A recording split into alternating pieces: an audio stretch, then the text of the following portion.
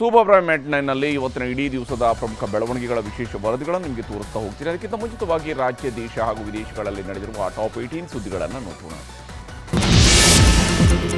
JDS ಮತ್ತು ಕಾಂಗ್ರೆಸ್ ನಾಯಕರ ಮಧ್ಯೆ ಜಟಾಪಟಿ ಮುಂದುವರೆದಿದೆ. ಸಿಎಂ ಸಿದ್ದರಾಮಯ್ಯ ಸರ್ಕಾರ ನಮ್ಮ ಕುಟುಂಬವನ್ನು ಟಾರ್ಗೆಟ್ ಮಾಡಿದೆ ಅಂತ ಕೇಂದ್ರ ಸಚಿವ ಎಚ್.ಡಿ. ಕುಮಾರಸ್ವಾಮಿ ಗಂಭೀರ ಆರೋಪ ಮಾಡಿದ್ದಾರೆ. ಆರೋಪಕ್ಕೆ ತಿರುಗೇಟು ಕೊಟ್ಟಿರುವ ಸಚಿವ ಎಂ.ಬಿ. ಪಾಟೀಲ್, ಸಿದ್ದರಾಮಯ್ಯ ಯಾರನ್ನೂ ಕೂಡ ಟಾರ್ಗೆಟ್ ಮಾಡಿಲ್ಲ, ಮೂಡಾದಲ್ಲಿ ಸಿದ್ದರಾಮಯ್ಯನವರನ್ನೇ ಟಾರ್ಗೆಟ್ ಮಾಡಿದ್ರು, ಅದನ್ನು ದೇವೇಗೌಡರ ಫ್ಯಾಮಿಲಿ ಮಾಡಿದ್ರು ಅಂತ ಹೇಳೋಕ್ಕಾಗತ್ತಾ ಅಂತ ತಿರುಗೇಟು ನೀಡಿದ್ದಾರೆ. ಮುಂದಿನ ವಿಧಾನಸಭೆ ಚುನಾವಣೆಗೆ ರಾಮನಗರದಲ್ಲೇ ನಿಖಿಲ್ ಕುಮಾರಸ್ವಾಮಿ ಸ್ಪರ್ಧಿಸುತ್ತಾರೆ ಅನ್ನೋ ಚರ್ಚೆಯ ಬಗ್ಗೆ ಶಾಸಕ ಇಕ್ಬಾಲ್ ಹುಸೇನ್ ಪ್ರತಿಕ್ರಿಯೆ ನೀಡಿದ್ದಾರೆ. ಶಿಸ್ತು ಇಲ್ಲದೆ ಇರೋರು ಎಲ್ಲಿ ಬೇಕಿದ್ರೂ ನಿಂತುಕೊಳ್ತಾರೆ. ಎಚ್.ಡಿ.ಕೆ ಅವರ ಕುಟುಂಬದ ರಾಜಕೀಯ ಹಿನ್ನೆಲೆಗೂ ಅವರ ರಾಜಕೀಯ ಹಿನ್ನೆಲೆಗೂ ಸಾಕಷ್ಟು ವ್ಯತ್ಯಾಸ ಇದೆ. ರಾಮನಗರ ಯಾರಪ್ಪನ ಸ್ವತ್ತು ಅಲ್ಲ, ಯಾರು ಬೇಕಿದ್ರೂ ಸ್ಪರ್ಧಿಸಬಹುದು ಅಂತ ಶಾಸಕ ಸವಾಲು ಹಾಕಿದ್ದಾರೆ.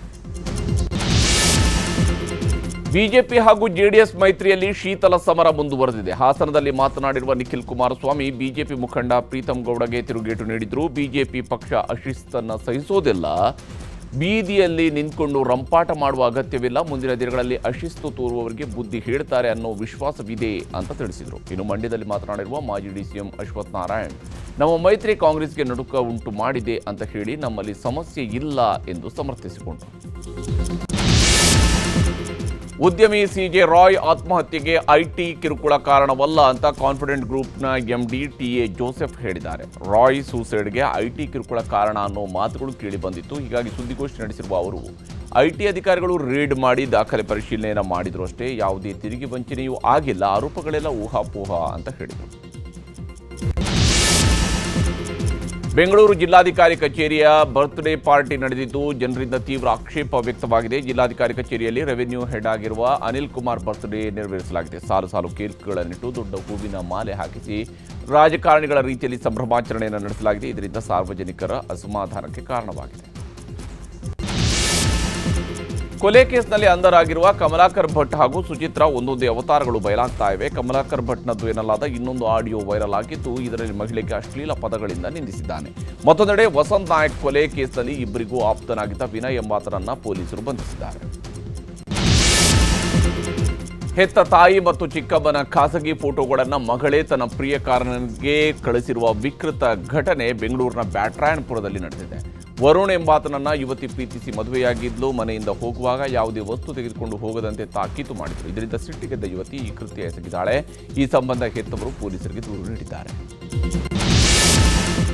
ಚಿನ್ನಸ್ವಾಮಿ ಸ್ಟೇಡಿಯಂನಲ್ಲಿ ಐಪಿಎಲ್ ಆಯೋಜನೆ ಬಗ್ಗೆ ಕೆಎಸ್ಸಿಎ ಹಾಗೂ ಆರ್ಸಿಬಿ ನಿಯೋಗ ಗೃಹ ಸಚಿವ ಪರಮೇಶ್ವರ್ ಜೊತೆಗೆ ಸಭೆ ನಡೆಸಿದೆ. ಕೆಎಸ್ಸಿಎ ಅಧ್ಯಕ್ಷ ವೆಂಕಟೇಶ್ ಪ್ರಸಾದ್, ಆರ್ಸಿಬಿಯ ರಾಜೇಶ್ ಮೆನನ್ ನೇತೃತ್ವದ ನಿಯೋಗ ಭೇಟಿ ಮಾಡಿ ಚರ್ಚೆ ನಡೆಸಿದೆ. ಸಭೆಯ ಬಳಿಕ ಮಾತನಾಡಿರುವ ಗೃಹ ಸಚಿವ doctor G Parameshwar, justice Khanna ಅವರ ವರದಿಯ ಶಿಫಾರಸು ಪಾಲಿಸಬೇಕು ಅಂತ ಹೇಳಿದ್ದೇವೆ. ಬುಧವಾರ ಮತ್ತೆ ಸಭೆ ನಡೆಸಿ ನಿರ್ಧರಿಸ್ತೀವಿ ಅಂತ ತಿಳಿಸಿದರು. ರಣಜಿ ಪಂದ್ಯಾವಳಿಯಲ್ಲಿ ಕರ್ನಾಟಕ ಸೆಮಿಫೈನಲ್ಗೆ ಲಗ್ಗೆ ಇಟ್ಟಿದೆ. ಮುಂಬೈನಲ್ಲಿ ನಡೆದ ಮುಂಬೈ ತಂಡದ ವಿರುದ್ಧದ ಪಂದ್ಯದಲ್ಲಿ ಕರ್ನಾಟಕ 4 ವಿಕೆಟ್ಗಳ ಭರ್ಜರಿ ಗೆಲುವನ್ನು ದಾಖಲಿಸಿಕೊಂಡಿದೆ. ಉತ್ತಮ ಪ್ರದರ್ಶನ ತೋರಿರುವ ಕೆಎಲ್ ರಾಹುಲ್ ಪಂದ್ಯಶ್ರೇಷ್ಠ ಪ್ರಶಸ್ತಿಗೆ ಭಾಜನರಾಗಿದ್ದಾರೆ. ಫೆಬ್ರವರಿ 15ರಿಂದ ಆರಂಭವಾಗಲಿರುವ ಸೆಮಿಫೈನಲ್ ಪಂದ್ಯದಲ್ಲಿ ಉತ್ತರಾಖಂಡ್ ವಿರುದ್ಧ ಕರ್ನಾಟಕ ಸೆಣಸಲಿದೆ. ಟಿ20 ವಿಶ್ವಕಪ್ನಲ್ಲಿ ಭಾರತ ಪಂದ್ಯ ಬಾಯ್ಕಾಟ್ ಮಾಡಿದ್ದ ಪಿಸಿಬಿ ಅಡಕತ್ತರಿಯಲ್ಲಿ ಸಿಲುಕಿದೆ. ಭಾರತದ ಜೊತೆಗೆ ಆಟವಾಡಲು ಪಿಸಿಬಿ ಮುಂದಿಟ್ಟಿದ್ದ 3 ಬೇಡಿಕೆಗಳನ್ನು ಐಸಿಸಿ ತಿರಸ್ಕರಿಸಿದೆ. ಹೀಗಾಗಿ ಪಾಕ್ ಪ್ರಧಾನಿ ಶಹಬಾಜ್ ಷರೀಫ್ ಜೊತೆಗೆ ಪಿಸಿಬಿ ಅಧ್ಯಕ್ಷ ಮೊಹಸಿನ್ ನಖ್ವಿ ಚರ್ಚೆ ನಡೆಸಿದ್ದು ಮುಂದಿನ ನಿರ್ಧಾರ ಪ್ರಕಟಿಸಲಿದ್ದಾರೆ.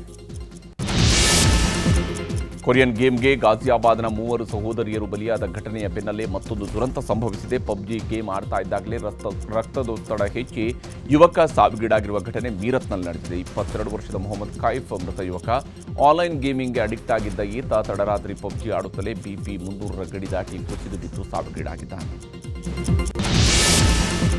ತಂಬಾಕು ಉದ್ಯಮಿ ಕೆಕೆ ಮಿಶ್ರಾ ಅವರ ಮಗ ಭೀಕರ ಅಪಘಾತ ಮಾಡಿದ್ದಾನೆ. ಲ್ಯಾಂಬೋರ್ಗಿನಿ ಕಾರಿನಿಂದ ಹಲವು ವಾಹನಗಳಿಗೆ ಡಿಕ್ಕಿ ಹೊಡೆದಿದ್ದಾನೆ. ಉತ್ತರ ಪ್ರದೇಶದ ಕಾನ್ಪುರದಲ್ಲಿ ಈ ಘಟನೆ ನಡೆದಿದೆ. ಅಪಘಾತದಲ್ಲಿ 6ಕ್ಕೂ ಹೆಚ್ಚು ಪಾದಚಾರಿಗಳಿಗೆ ಗಂಭೀರ ಗಾಯಗಳಾಗಿವೆ. ಕಾರಿನಲ್ಲಿದ್ದ ಉದ್ಯಮಿ ಮಗ ಶಿವಂ ಮಿಶ್ರಾಗೂ ಕೂಡ ಗಂಭೀರ ಗಾಯವಾಗಿದೆ. ಡ್ರಂಕ್ ಅಂಡ್ ಡ್ರೈವ್ ದುರಂತಕ್ಕೆ ಕಾರಣ ಅಂತ ಸ್ಥಳೀಯರು ಆರೋಪಿಸಿದ್ದಾರೆ. ಎಸ್ಐಆರ್ ಅಡಿ ಪಶ್ಚಿಮ ಬಂಗಾಳದಲ್ಲಿ ಅಂತಿಮ ಮತದಾರರ ಪಟ್ಟಿ ಪ್ರಕಟಿಸುವ ಗಡುವನ್ನು ಸುಪ್ರೀಂ ಕೋರ್ಟ್ ವಿಸ್ತರಿಸಿದೆ. ಅರ್ಜಿ ವಿಚಾರಣೆ ನಡೆಸಿರುವ ಸಿಜೆಐ ಪೀಠ ಈ ಮೊದಲು ಫೆಬ್ರವರಿ 14ಕ್ಕೆ ಗಡುವನ್ನು ಒಂದು ವಾರ ವಿಸ್ತರಿಸಿತ್ತು. ಅಲ್ಲದೆ ಕರ್ತವ್ಯ ನಿರತ ಅಧಿಕಾರಿಗಳ ವಿರುದ್ಧ ಬೆದರಿಕೆ, ಹಿಂಸಾಚಾರ ಕುರಿತು ಚುನಾವಣಾ ಆಯೋಗದ ಅಫಿಡವಿಟ್ಗೆ ಪ್ರತಿಕ್ರಿಯಿಸಲು ಪಶ್ಚಿಮ ಬಂಗಾಳದ ಪೊಲೀಸ್ ಮಹಾನಿರ್ದೇಶಕರಿಗೆ ನೋಟಿಸ್ ನೀಡಿದೆ. ಜಪಾನ್ನಲ್ಲಿ ನಡೆದ ಸಂಸತ್ ಚುನಾವಣೆಯಲ್ಲಿ ಪ್ರಧಾನಿ ಸನೆ ತಕೈಚಿ ನೇತೃತ್ವದ ಆಡಳಿತಾರೂಢ ಮೈತ್ರಿಕೂಟವು ಬಹುಮತ ಪಡೆದಿದೆ. ಲಿಬರಲ್ ಡೆಮಾಕ್ರೆಟಿಕ್ ಪಕ್ಷ ಭರ್ಜರಿ ಜಯ ಸಾಧಿಸುವುದರಿಂದಾಗಿ ಸನೆ ತಕೈಚಿ ತಮ್ಮ ಪ್ರಧಾನಿ ಹುದ್ದೆಯನ್ನು ಉಳಿಸಿಕೊಂಡಿದ್ದಾರೆ. ಪ್ರಧಾನಿ ನರೇಂದ್ರ ಮೋದಿ ಅವರು ಸನೆ ತಕೈಚಿ ಅವರಿಗೆ ಅಭಿನಂದನೆ ಸಲ್ಲಿಸಿದ್ದಾರೆ. ಇರಾನ್ನಲ್ಲಿ ಯುದ್ಧ ಭೀತಿ ಕ್ಷಣ ಕ್ಷಣಕ್ಕೂ ಕೂಡ ಹೆಚ್ಚಾಗ್ತಾ ಇದೆ. ಒಂದೆಡೆ ಕೊಲ್ಲಿಯಲ್ಲಿ ಅಮೆರಿಕದ ಮಿಲಿಟರಿ ಜಮಾವಣೆ ಹೆಚ್ಚುತ್ತಾ ಇದೆ. ಈ ಮಧ್ಯೆ ಆಯತುಲ್ಲಾ ಅಲಿ ಖಮೇನಿ ವಾಯುಪಡೆಯ ಕಮಾಂಡರ್ಗಳೊಂದಿಗೆ ವಾರ್ಷಿಕ ಸಭೆಗೆ ಗೈರಾಗಿದ್ದಾರೆ. ಈ ಮೂಲಕ ತಮ್ಮ 37 ವರ್ಷಗಳ ಸಂಪ್ರದಾಯ ಮುರಿದಿದ್ದಾರೆ. ದಾಳಿ ಭೀತಿಯಿಂದ ಖಮೇನಿ ಭೂಗತರಾಗಿದ್ದಾರೆ ಅಂತ ಹೇಳಲಾಗ್ತಾ ಇದೆ. ಉತ್ತರ ನೈಜೀರಿಯಾದಲ್ಲಿ ಪ್ರಯಾಣಿಕರನ್ನು ಹೊತ್ತೊಯ್ತಾ ಇದ್ದ ಟ್ರಕ್ ನಿಯಂತ್ರಣ ತಪ್ಪಿ ಕಂದಕಕ್ಕೆ ಉರುಳಿದೆ.